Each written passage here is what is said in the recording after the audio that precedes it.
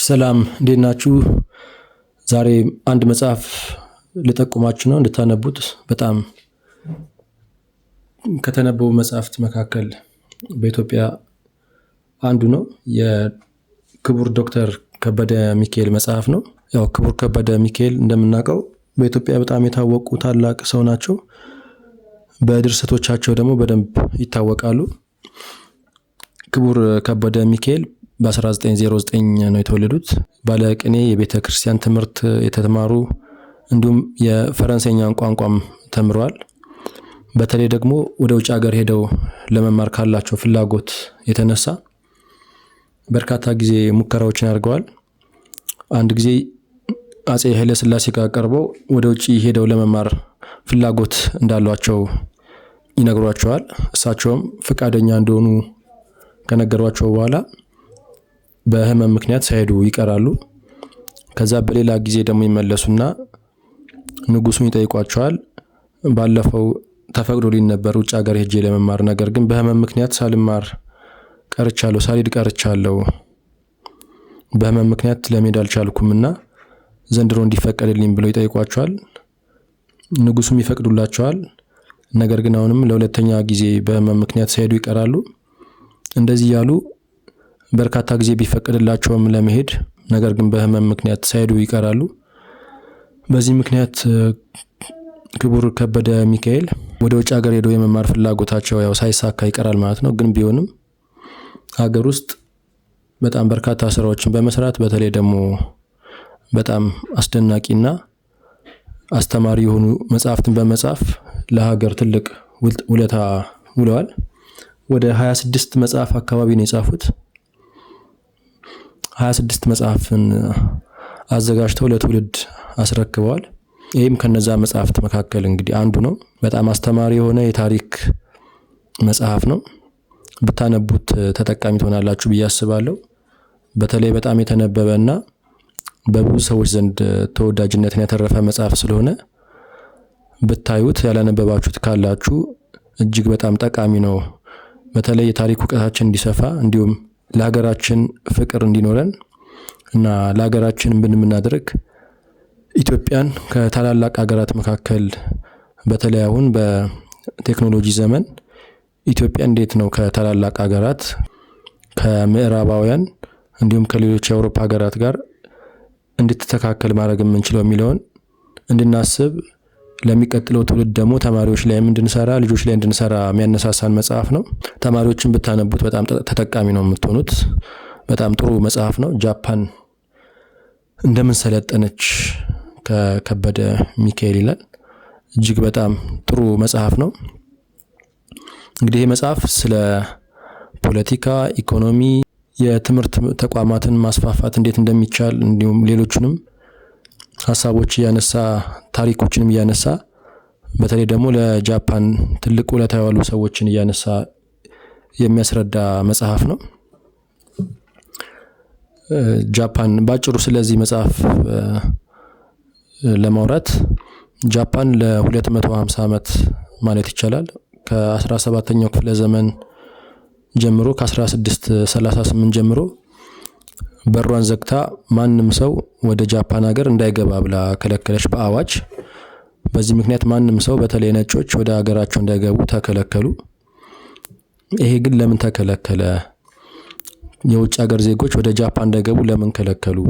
ምክንያቱ ምን ነበር የሚለውን ከዚህ መጽሐፍ ታገኛላችሁ።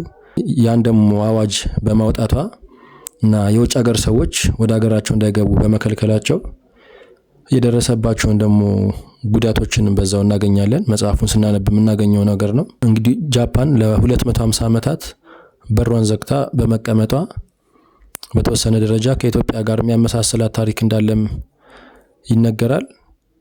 ይህንንም እንዴት እንደሆነ ይህም የታሪክ መመሳሰል ከኢትዮጵያ የትኛው ታሪክ ጋር እንደሚገናኝም የተወሰነ መጽሐፉ ላይ ይጠቅሳል። እሱን ታዩታላችሁ። ነገር ግን ጃፓን ማንም ሰው ወደ ሀገሯ እንዳይገባ በማድረጓ የደረሰባትን ችግር ምን እንደሆነ ከዛ በኋላ ያን ችግር ደግሞ ለመቅረፍ የወሰደችውን እርምጃንም በዛው የምንመለከት ነው የሚሆነው። ሙትሲቶ ሜጂ እንግዲህ ለጃፓን ትልቅ ውለታ ከዋሉ ሰዎች መካከል አንዱ ይሄ ነው። በተለይ ደግሞ ጃፓን ለመጀመሪያ ጊዜ አውሮፓን ስልጣኔ እንድትቀበል በ1868 ማለት ነው።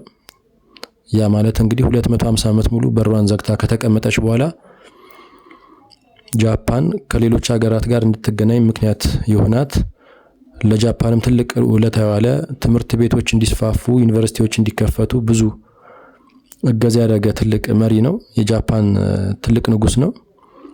እንዲሁም ይሄ እሱ የነበረበት ዘመን የሜጂ ዘመን ይባላል። የብርሃን ዘመን እንደማለት ነው።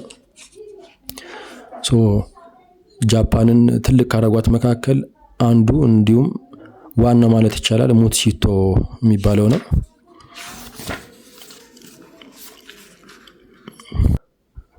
በጣም የሚገርመው ነገር ሙትሲቶ በነበረበት ዘመን የጃፓን የህዝብ ብዛት 20 ሚሊዮን ህዝብ ብቻ ነበረ።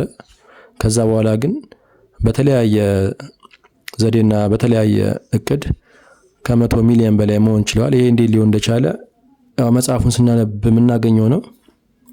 ይሄ መጽሐፍ ስናነብ ጃፓን በተለያዩ ጦርነቶች ተሳትፋ እንዴት ድል እንዳደረገች እናያለን። ዓለምን ለመግዛት በተለይ ግን ዓለምን ለመግዛት ካላት ትልቅ ፍላጎት የተነሳ እንዲሁም ደግሞ እኛ የአማልክት ልጆች ነን ብለው ከማሰባቸው የተነሳ ይህ የትዕቢት መንፈስ መጨረሻ ላይ ምን ላይ እንደጣላቸው እናያለን።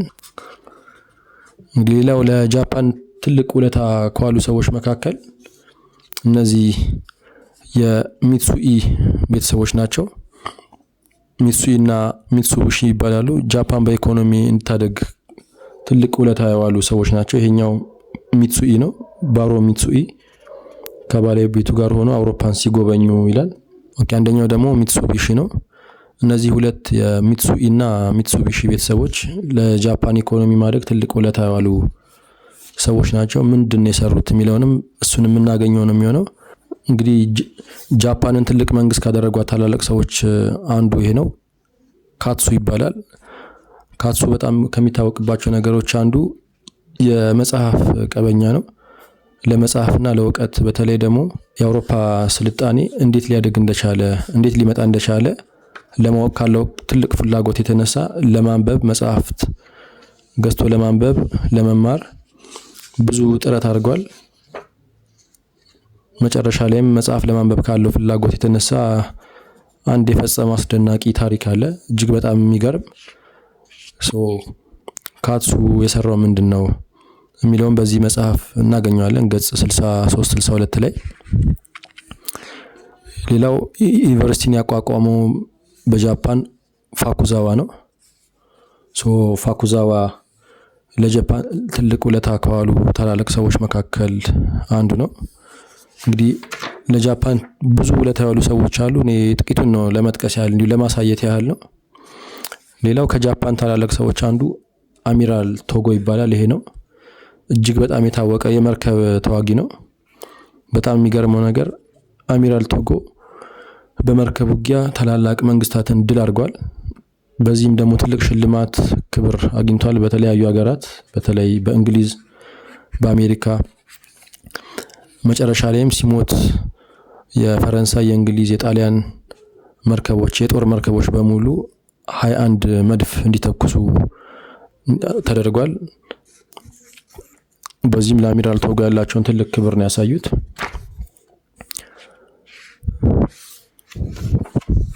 ለሰው ልጅ የህይወቱና የኑሮ ዓላማዎች ምንድን ናቸው ብላችሁ ታስባላችሁ በእናንተ?